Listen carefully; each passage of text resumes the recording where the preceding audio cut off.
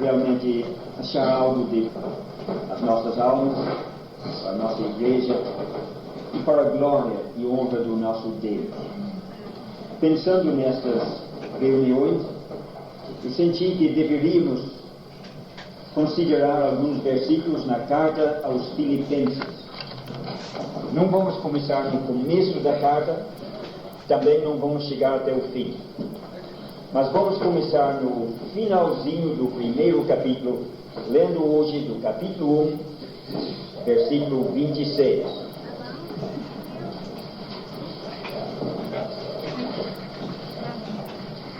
Filipenses, capítulo 1, e o versículo 26. Aliás, 27.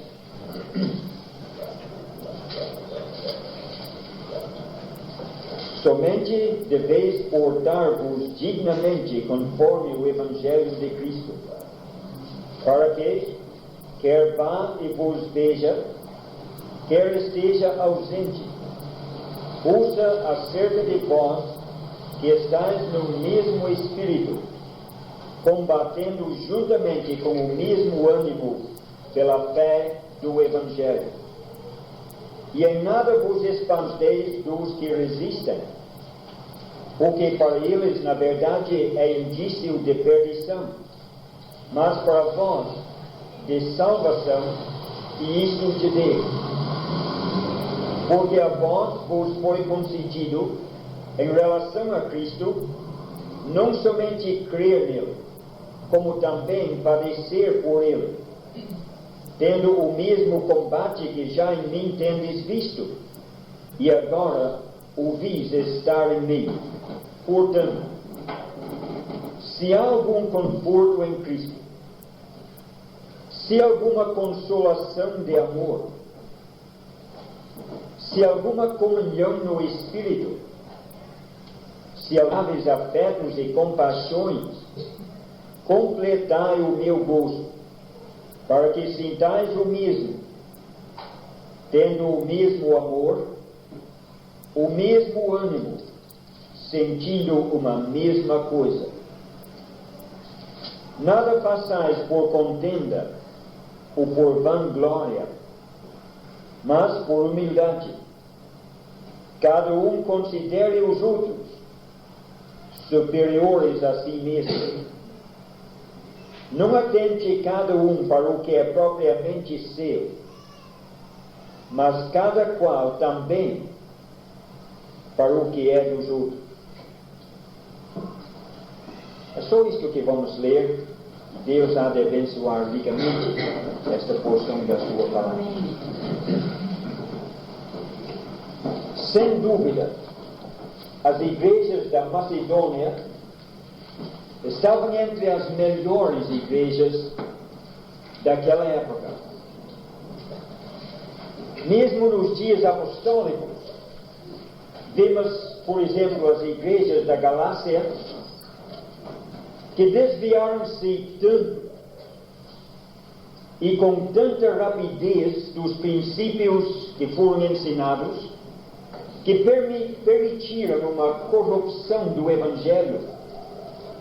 Deixaram de pregar com clareza o Evangelho verdadeiro e estavam misturando a lei e a graça. Isto na província da Galácia. Havia naquele mesmo tempo outras igrejas como Tiatira na Ásia e Corinto na Acaia, que toleraram a imoralidade. Havia, por outro lado, igrejas aparentemente corretas, como Éfeso, mantendo os princípios corretos, mas que havia deixado o seu primeiro amor. Havia em certas igrejas doutrinas falsas, mas com tantas coisas erradas e com tantos desvios, é animador virar o nosso olhar para a província da Macedônia. Parece que as igrejas da Macedônia, por razões que não podemos analisar agora, conseguiram manter aquele padrão que lhes foi entregue. Conseguiram continuar avançando com o Evangelho. A primeira igreja plantada na Macedônia foi a igreja de Filipos, a igreja a qual esta carta, da qual lemos, foi enviada.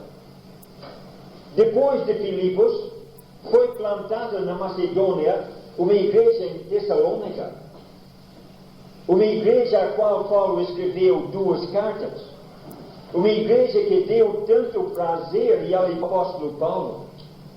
Depois de Tessalônica, foi plantada na Macedônia uma igreja na Bereia, e o Espírito Santo registrou na Bíblia que aqueles irmãos em Bereia eram mais nobres do que outros, porque examinavam diariamente nas Escrituras para ver se de fato era assim. Eram igrejas boas na Macedônia. Mesmo assim, Paulo, com o discernimento que possuía, podia enxergar em Filipos algo que lhe preocupava muito. Creio que a maioria não enxergava este problema. A maioria não percebia. Mas Paulo via. E lendo esta carta aos Filipenses, uma carta que ele escreveu em parte para corrigir aquele problema, é impressionante observar a sua sabedoria em como tratar do problema. Ele nem menciona o problema até chegar no último capítulo. Quando ele está quase terminando a carta, ele dirige um apelo a 2 irmãs, Evódia e Síntique, para que sintam o mesmo no Senhor. O problema era justamente este. Havia naquela igreja em Filipos 2 irmãs que por um motivo ou outro não se davam muito bem. Eu sei que numa situação dessas muitos diriam: não vamos nos envolver nisso. Deixe. Paulo não adotava uma atitude destas. Ele tinha problema numa igreja próspera, numa igreja ativa, numa igreja fiel. Ele viu 2 irmãs que não se davam muito bem, e ele viu naquilo um perigo em potencial que poderia destruir o trabalho de Deus naquela cidade. Ele sentiu e entendeu a gravidade daquele problema. O discernimento de Paulo, neste caso, é impressionante. Mas a sua sabedoria em tratar do problema é igualmente impressionante. Como já mencionamos, ele não começou a carta falando do problema. Ele nem mencionou o caso até chegar no último capítulo. Mas agora, se temos lido a carta e vemos o problema e começamos outra vez a ler a carta, logo percebemos a sabedoria, o tato de Paulo. Desde o primeiro versículo, ele está corrigindo o problema, sem falar dele. Desde o primeiro versículo, ele está dando o ensino necessário para corrigir aquela situação perigosa. Ele começa logo no primeiro versículo, desta forma: Paulo e Timóteo, a todos os santos que estão em Filipos, a todos os santos. Havia duas irmãs que não se davam muito bem, e quando acontece isto, sempre tem alguns que têm mais amizade e outros que têm mais amizade com aquela, e começa a aparecer uma divisão, panelinhas, grupos. Mas Paulo começa no primeiro versículo escrevendo a todos os santos. E quando ele chega no versículo 5, ele fala da sua gratidão profunda que ele sentiu na presença de Deus, gratidão por causa da sua cooperação no Evangelho. A cooperação, trabalhando juntos, fazendo-lhes lembrar de como cooperavam, como trabalhavam juntos. E a partir destes primeiros versículos, através da carta toda, mesmo sem falar daquelas duas irmãs até o último capítulo, ele está corrigindo aquele espírito partidário, aquela contenda, querendo promover a união na igreja em Filipos. Nos versículos que nós acabamos de ler hoje, do capítulo 1, 27 até 2, versículo 4, temos realmente um apelo à união na igreja local. E eu gostaria de considerar este apelo hoje, sabendo que havia o início de uma divisão em Filipos. E Paulo escreveu apelando à união na igreja, querendo que houvesse uma união na igreja. E se nós examinamos isto, poderemos ver em primeiro lugar a importância da união.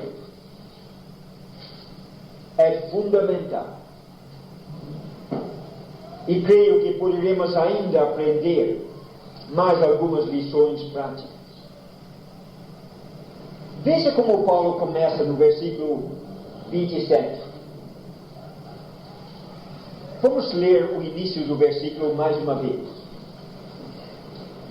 Somente deveis portar-vos dignamente conforme o Evangelho de Cristo. Nos versículos anteriores até o versículo 26, ele tem mostrado que quem começou aquela obra em Filipos não foi ele realmente, foi Deus que começou uma boa obra em Filipos. Em seguida, ele mostra que até as coisas que aconteceram na vida do próprio Paulo, ele estava na cadeia em Roma quando escreveu esta carta, e ele diz: todas essas coisas que me aconteceram para o progresso do Evangelho. Ele mostrou para aqueles irmãos que Deus estava operando, mesmo através de circunstâncias adversas, mesmo em coisas que pareciam adversas, em aparentes derrotas, Deus estava operando. E quando ele mostrou o progresso do Evangelho,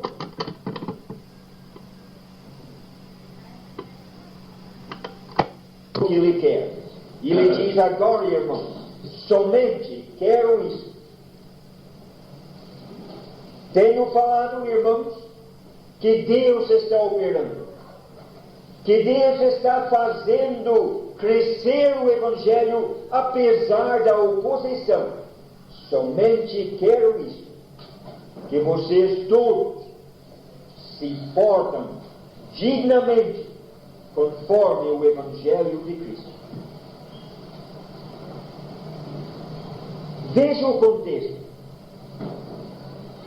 Se nós pensamos numa exortação destas, ou aliás num pedido destes, que aqueles irmãos se portassem dignamente conforme o Evangelho, nós logo pensaríamos que Paulo estava dizendo a eles que o seu comportamento, a sua conduta, afeta a sua pregação, porque se o cristão não está vivendo corretamente, se ele está vivendo no pecado e abre a sua boca para pregar o Evangelho, ninguém vai dar crédito. E isso é verdade. Mas não é isto que Paulo está dizendo aqui. Nós podemos pensar que se um cristão está mostrando na sua vida de segunda a sábado que todos os seus interesses estão neste mundo, ele quer achar o seu prazer neste mundo, no domingo, se ele abrir a sua boca para pregar o Evangelho, ninguém vai dar crédito. Isto é verdade. Vemos disso até no caso de Ló. Lembra como Ló deixou Abraão e fez uma escolha visando riquezas terrestres. Ele viu aquelas planícies do Rio Jordão, terra boa, pasto bom para o seu gado, possibilidade de se enriquecer.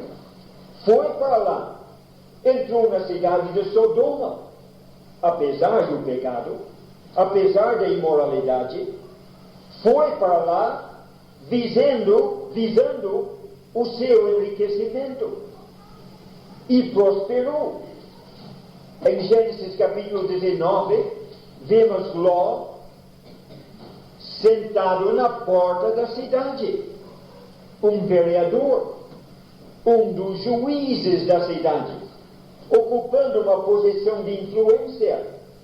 Ele foi para Sodoma, querendo riquezas, alcançou riquezas, alcançou nome, honras, neste mundo, em Sodoma. Mas naquele mesmo capítulo, ele saiu sendo avisado pelos anjos, falou com seus genros, disse: Deus vai destruir este lugar, vamos fugir daqui. E sabe o que lemos em Gênesis 19? Não lemos que aqueles genros zombavam de Ló. Eles não zombavam, mas lemos que aqueles genros pensavam que Ló estava zombando. Eles não abandonaram Sodoma, foram avisados, mas não acreditaram. Pensavam que Ló estava brincando. Ló falou: esta cidade vai ser destruída. Mas eles conheciam a vida de Ló. Estava se enriquecendo em Sodoma. Estava participando na política de Sodoma. E falar que tudo isso vai ser destruído agora parecia fora de contexto. Pensavam que o homem estava brincando. Meus irmãos, se nós, como cristãos, deixamos claro pelo nosso viver que estamos vivendo para este mundo, querendo fazer o nosso céu aqui na terra, querendo prosperar e progredir aqui, e depois falamos para o povo que tudo isto vai para o fogo, nós vamos para o céu. Com razão eles pensam que estamos apenas brincando de igreja e não dão crédito. O nosso comportamento realmente afeta a nossa pregação e o nosso testemunho. Mas não é isto que Paulo está dizendo neste versículo. Ele está destacando um outro aspecto deste mesmo assunto. Ele está pedindo que esses cristãos andem dignamente conforme o Evangelho. E se você considerar o contexto, você verá que ele está pensando exatamente na falta de harmonia que havia na igreja, porque o Evangelho é uma mensagem de paz, é uma mensagem de reconciliação. E se os próprios cristãos não se entendem, se os próprios cristãos discutem e até brigam, se estão divididos entre si, não podemos esperar que o mundo acredite na nossa pregação. Lembra que o Senhor Jesus Cristo falou na sua oração em João 17?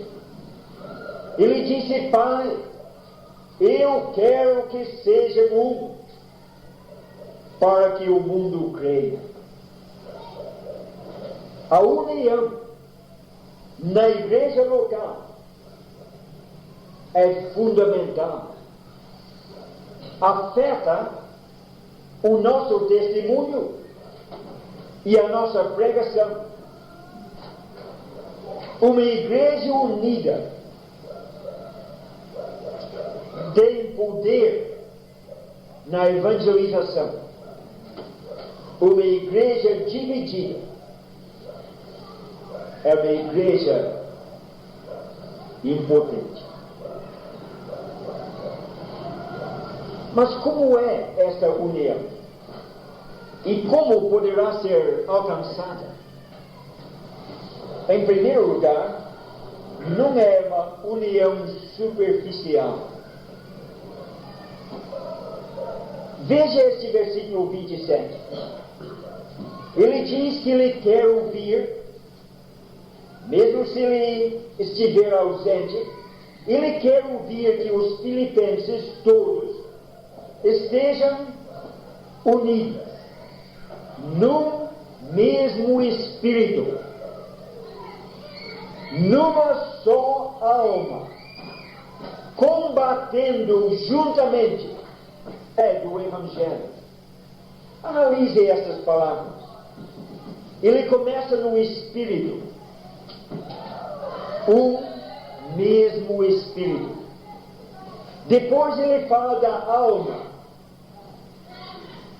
uma mesma alma.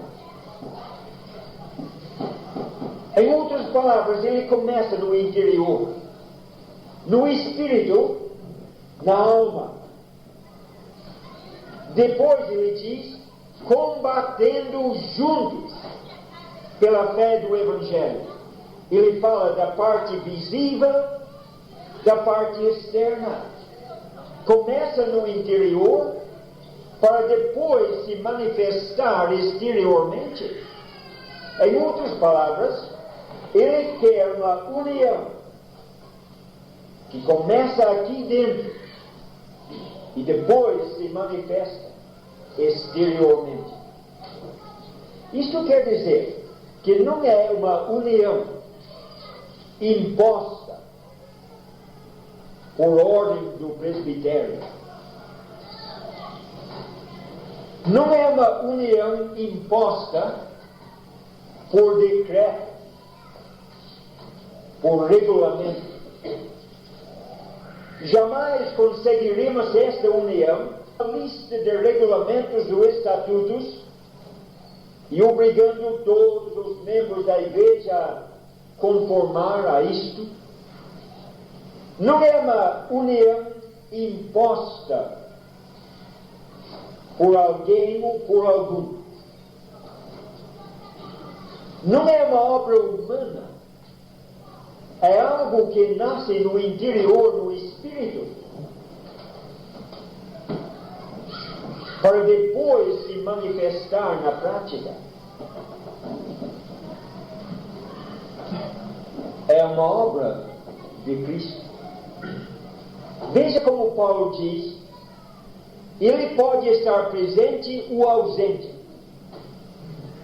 Portanto, é uma união que não depende de Paulo. Mas ele fala de Cristo neste versículo. Do Evangelho de Cristo. Este é o segredo da verdadeira união. Todos os cristãos sendo atraídos a Cristo, em consequência, se acham juntos. É Cristo que une. Se o amamos, se nos sentimos atraídos a Ele, se todos nós estamos sendo atraídos à mesma pessoa, é claro que estaremos juntos.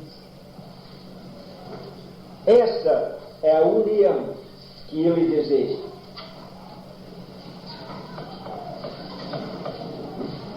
Nos versículos seguintes, no finalzinho do capítulo 1, parece que o assunto muda. E no início do capítulo 2 ele volta a falar da união. Vamos pensar por isso nos últimos versículos do capítulo 1, para depois voltar a considerar a união. Ele começa a falar de perseguição, oposição, de inimigos que atacam. E ele mostra que os cristãos não devem se espantar com isso. Se nós somos atraídos a Cristo, isso vai produzir entre nós uma verdadeira união, mas vai produzir também uma verdadeira separação entre nós e o mundo.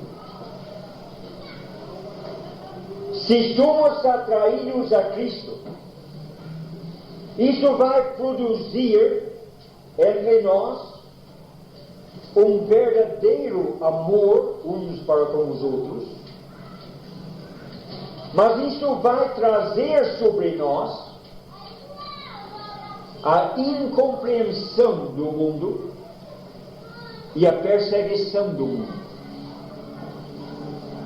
O Senhor Jesus Cristo, Ele andou neste mundo fazendo o bem.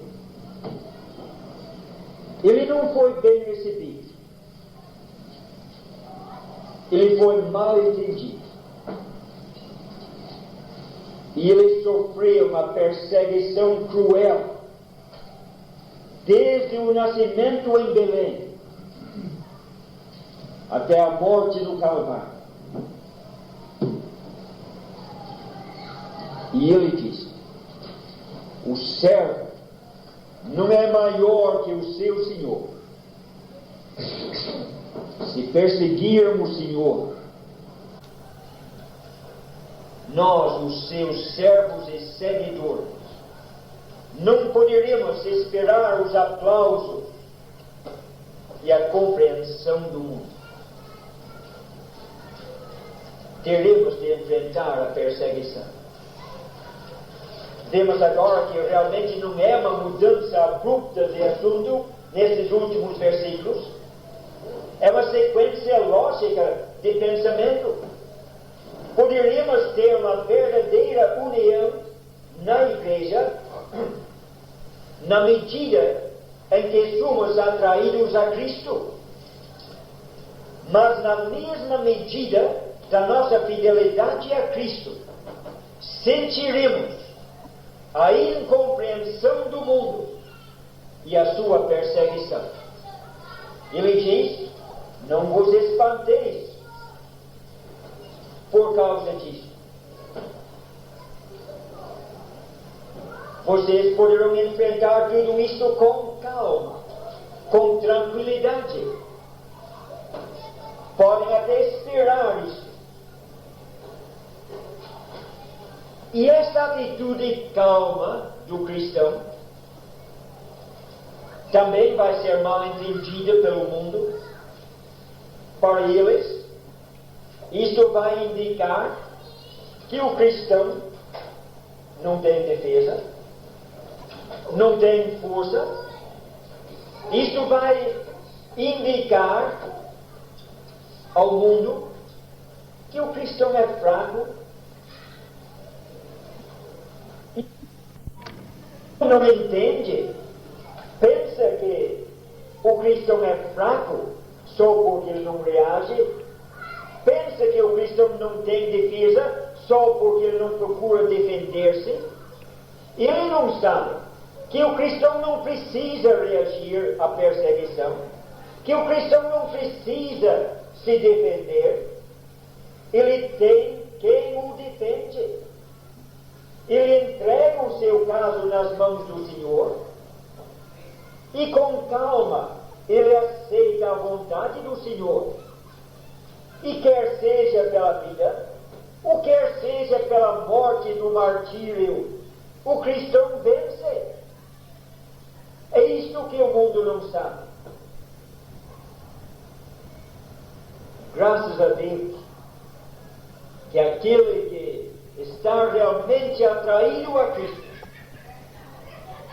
tem a presença de Cristo para o sustentar, mesmo em tempos de perseguição. Ele diz até que é o nosso privilégio.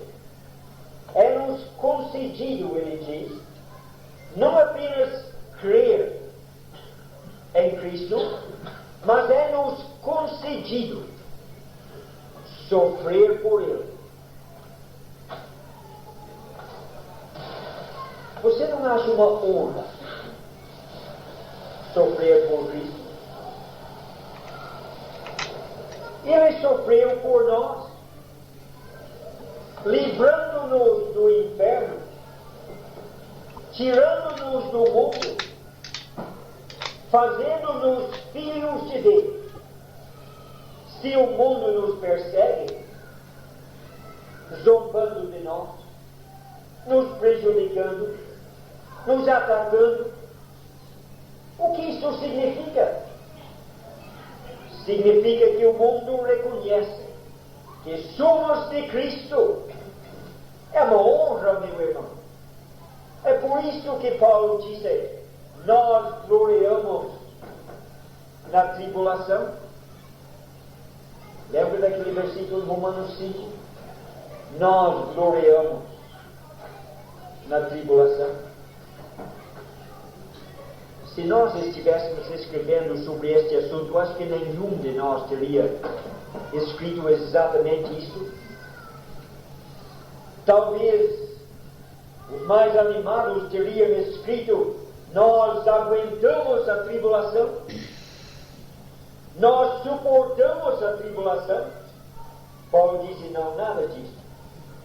Nós gloriamos nisso. É uma honra, é um prazer ser identificado com Cristo. Tendo dito isto, ele volta ao assunto principal, a nossa união. Tendo apresentado isto no versículo 27, e o complemento disto, a perseguição nos outros versículos, ele começa o capítulo 2 dizendo: portanto, por causa de tudo isso, se há algum conforto em Cristo, e ele começa a citar 4: conforto em Cristo, consolação de amor, comunhão do Espírito, entranháveis afetos e compaixões.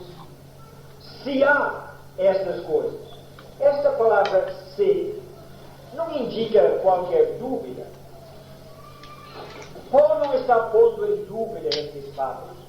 Ele está dizendo: olha, sendo que existem estas coisas, completai o meu plano. Sendo que há conforto em Cristo. Lembra das perseguições dos versículos anteriores? No meio das perseguições, o cristão tem um conforto em Cristo. Pode entender isto de várias maneiras. Nós temos conforto na perseguição, conforto em Cristo, no seu exemplo. Vemos como Cristo sofreu. Como ele sofreu pacientemente. Ele deixou um exemplo, como disse o apóstolo Pedro, para que nós sigamos as suas pisadas. Vendo como ele, eterno Criador, voluntariamente sofreu. Isto nos dá um conforto, seguindo o mesmo caminho. Afinal das contas, ele disse: se quiser vir após mim, tome a sua cruz, siga-me, venha por este caminho de sofrimento. Vendo o exemplo daquele que passou na nossa frente, achamos conforto. Ele sofreu e entrou na glória. É um conforto para nós no sofrimento. Mas tem mais. Não apenas o seu exemplo. É que o próprio Cristo, na perseguição, ele nos conforta. Ele disse: eis que estou convosco todos os dias, até a consumação do século. Ele disse em João 16:33: tenho-vos dito isto, para que em mim tenhais paz. No mundo tereis tribulação, mas tende bom ânimo, eu venci o mundo. Notou? Em mim tereis paz. No mundo tereis tribulação. Em Cristo temos paz, porque Ele está conosco na perseguição. Talvez para esclarecer isto melhor, uma ilustração do Velho Testamento. Eu acho que a melhor maneira de entender o Novo Testamento é ver as figuras que ilustram essas verdades lá no Velho Testamento. Lembra daqueles 3 amigos de Daniel? Pela sua fidelidade, foram lançados numa fornalha de fogo. Esperando ver aqueles 3 reduzidos a cinzas, ficou no seu trono olhando. Imagine o seu espanto. Chamou aqueles: quantos nós lançamos?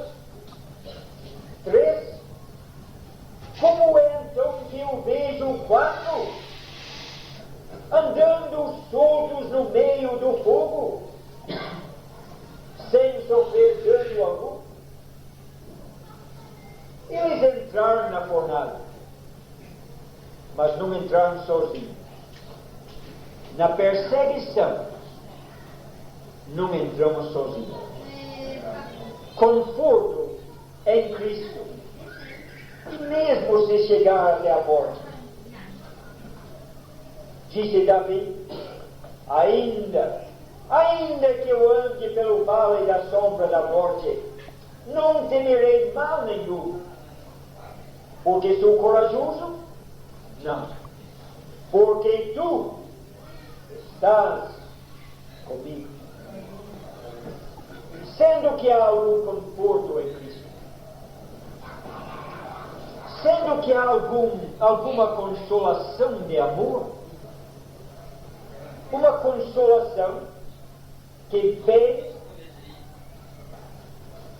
do conhecimento de que somos amados. É o amor que produz essa consolação. Não o nosso amor que produz isto, mas saber que somos amados produz essa consolação. A forma gramática dessa frase no texto original dá esta ideia. Não é o nosso amor que nos consola, mas o fato de sabermos que há alguém que nos ama. Estamos passando por perseguição. O mundo nos odeia, nos despreza, até os parentes são incompreensíveis, os próprios familiares. Há consolação nisso. Há alguém que nos ama. O mundo pode desprezar. Os familiares e parentes podem não entender. Mas temos quem nos ama. E isto traz consolação. Ele ama, ele entende, e ele passou por esta experiência, sendo que há algum conforto em Cristo, sendo que há uma consolação de amor, sendo que há também comunhão do Espírito. Esta palavra comunhão é a mesma que encontramos no versículo 5 do capítulo 1. Lembra como citamos aquele versículo no início? Ele falou da sua cooperação no Evangelho. No texto original é a mesma palavra que agora é traduzido por comunhão. Comunhão é cooperação. Comunhão, cooperação do Espírito Santo.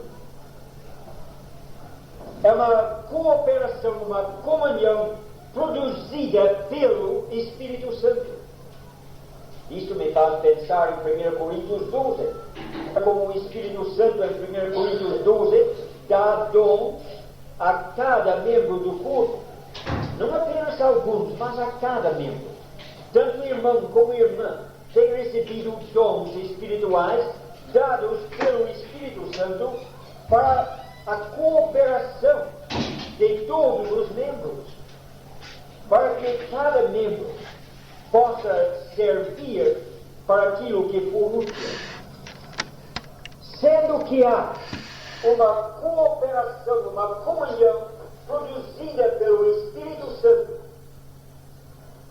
cada membro é necessário à igreja local. Cada membro é essencial ao bom andamento do trabalho. Se há algum conforto em Cristo nas perseguições, e alguma consolação de amor, sabendo que Deus nos ama, e alguma cooperação produzida pelo Espírito, fazendo-nos saber que somos importantes para a realização dos propósitos de Deus. E talvez podemos ver a Trindade neste versículo. O conforto de Cristo, o amor de Deus Pai e a comunhão do Espírito. Tudo isto produz em nós aqueles afetos, entranháveis afetos de compaixão ou misericórdia.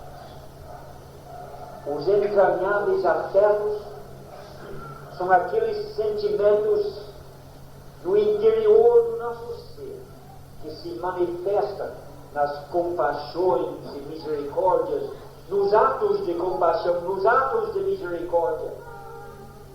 Paulo diz, sendo que tudo isso, este conforto, este amor, esta consolação, esta cooperação, estes sentimentos produzidos pelo Espírito que nos levam à compaixão e misericórdia, sendo que tudo isto existe, completai o meu gozo.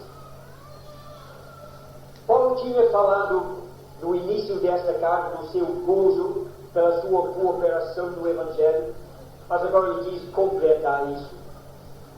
Alguma coisinha está faltando. Mais uma vez na mente de Paulo vemos aquele problema da falta de união. E neste versículo 2 ele cita mais 4 coisas que não vamos tomar o tempo de analisar individualmente. Mas veja como ele repete a palavra mesma.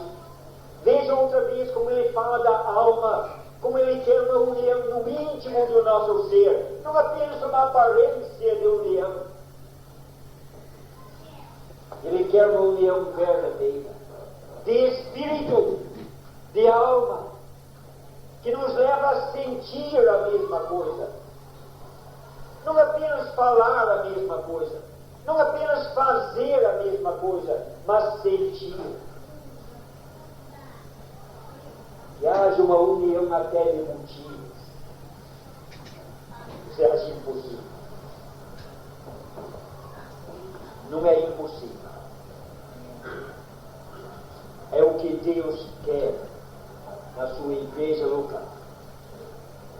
E para alcançar, precisamos ser atraídos a Cristo. Não é por regras, não é por mandamentos ou decretos, não é por qualquer coisa externa. Meus irmãos, se cada um de nós pudéssemos viver em contato com, de forma que os nossos corações transbordassem de amor a Ele, sabe o que seria o resultado? Haveria uma verdadeira união espiritual. Pensaríamos a mesma coisa. Falaríamos a mesma coisa. Faríamos a mesma coisa, porque sentiríamos a mesma coisa. Para terminar, uns minutinhos só nos versículos 3 e 4. Nesses dois versículos, ele dá algumas exortações neste mesmo sentido de união, apresentando no versículo 3, primeiramente o lado negativo, para depois apresentar o lado positivo. E no versículo 4 ele faz a mesma coisa.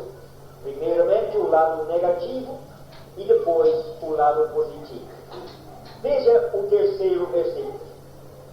Nada por contenda ou vanglória. O lado negativo. É bom observar que no texto grego não há verbo nesta primeira parte do versículo. Os tradutores apresentaram o verbo passais para completar o sentido. Mas realmente o que Deus deixou é nada por contenda ou vanglória. E eliminando o verbo, destaca-se mais ainda a palavra nada. Nada, nada, nada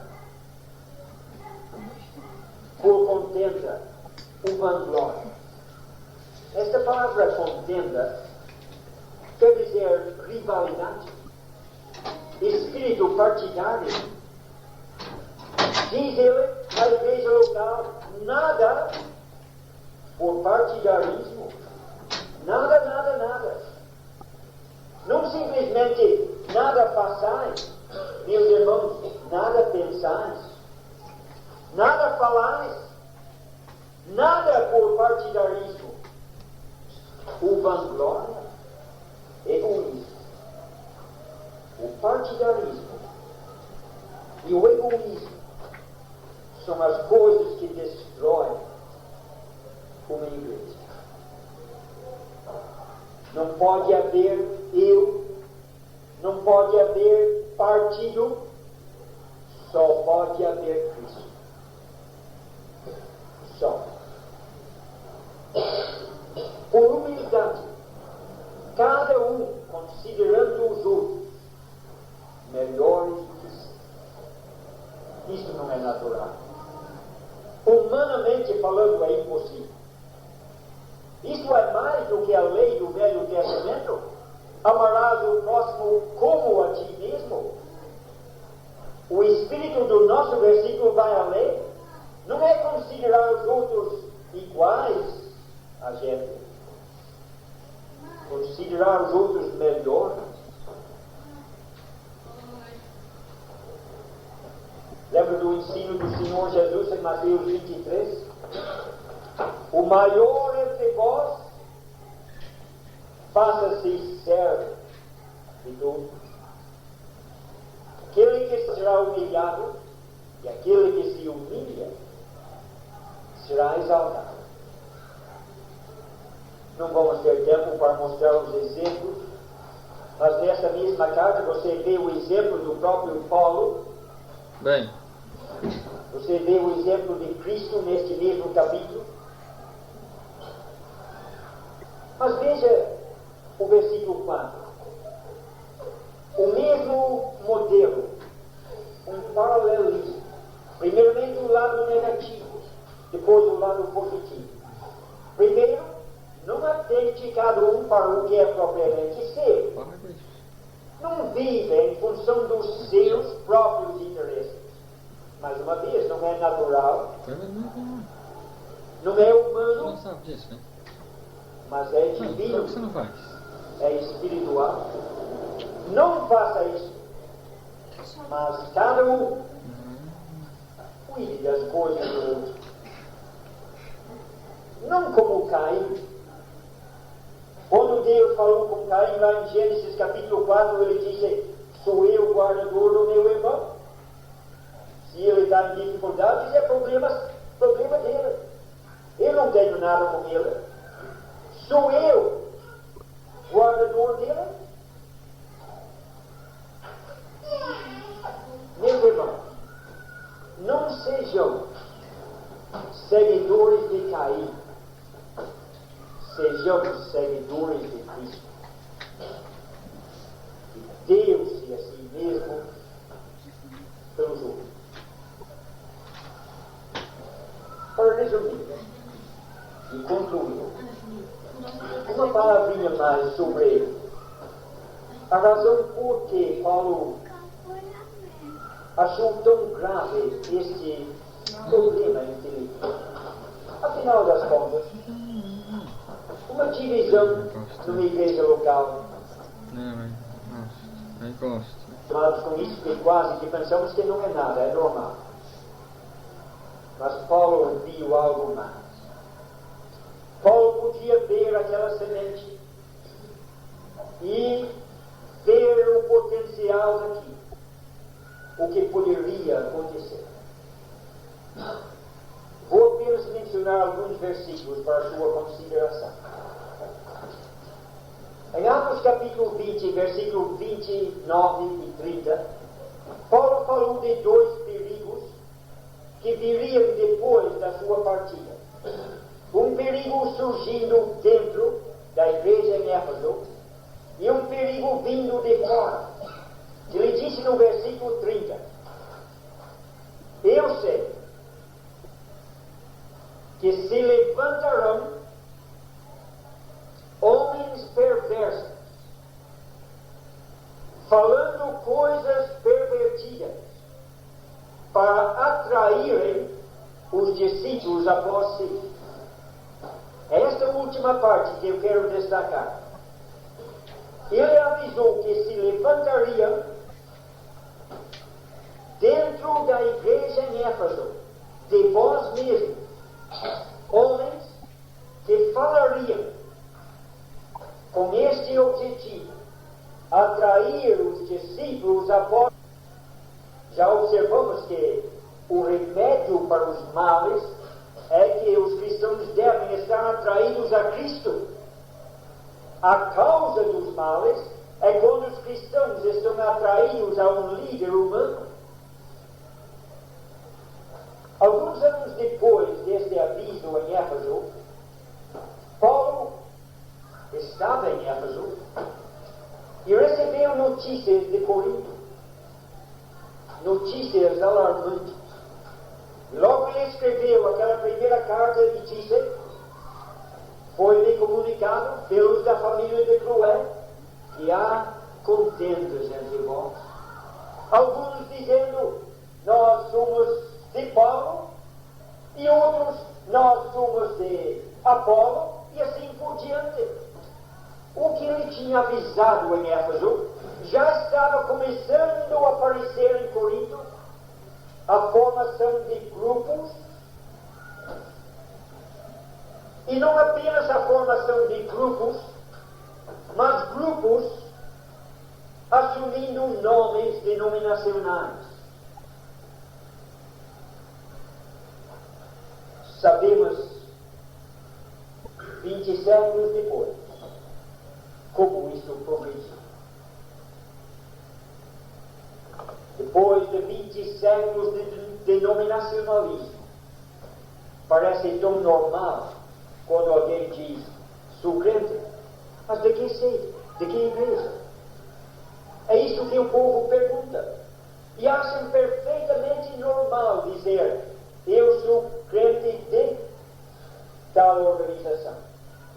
Eu sou de tal grupo. E achamos perfeitamente normal. Eu termino lançando uma pergunta. É normal isso? É correto isso? É permissível isso? Eu não vou responder, mas eu vou citar as palavras do Senhor Jesus Cristo. Na noite em que ele foi traído, ele entrou no santuário. Eu quero que eles sejam um, como nós somos um. Pai. E os cristãos formam denominações.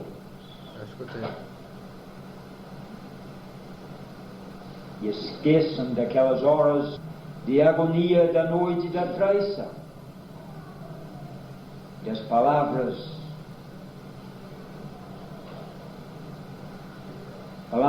tão solenes. Pai, eu quero que sejam um. Diante destas palavras,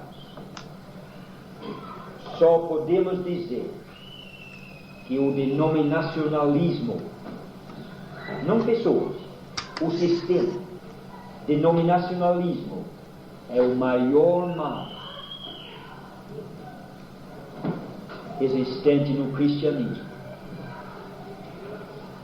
E se nós queremos honrar o nosso Salvador, jamais seremos denominacionalistas. Deixaremos tudo isto de lado. Procuraremos reunir-nos em torno do nosso Salvador, sendo atraídos a Ele e mantendo com todos eles a união entre os cristãos. Uma união espiritual, não uma coisa imposta pelos homens, não o ecumenismo, mas uma união de espírito. Que Deus nos ajude para que possamos conseguir isso. Amanhã, se Deus permitir, vamos continuar no capítulo 2, lendo do versículo 5 até 11. Só quero dizer que nestes versículos 5 a 11, lemos muito a respeito do nosso Salvador. Eu acho que são entre os versículos mais preciosos de toda a Bíblia. Procurem ler estes versículos antes da reunião amanhã. E na permissão do Senhor, poderemos ver o nosso Senhor Jesus Cristo em toda a sua glória, também na sua graça e amor. E espero que a visão que teremos dele amanhã sirva para aumentar e multiplicar o nosso amor para com ele. Amém.